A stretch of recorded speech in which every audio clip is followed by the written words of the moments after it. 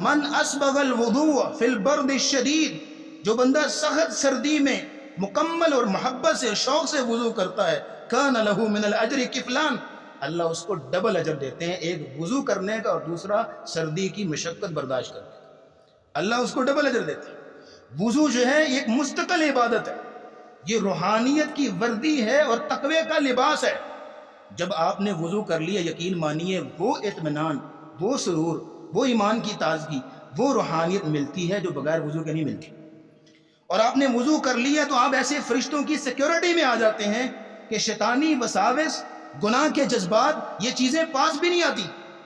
وضو جو ہے یہ روحانی اور جسمانی بیماریوں کا علاج ہے۔ نبی کریم صلی اللہ علیہ وسلم نے فرمایا جو شخص وضو کرتا ہے تخرج خطاياه من جسده، جیسے جیسے وضو کے اعضاء دھل رہے ہوتے ہیں اس کی خطائیں مٹ رہی ہوتی ہیں، خطائیں دھل رہی ہوتی ہیں، گناہوں سے پاک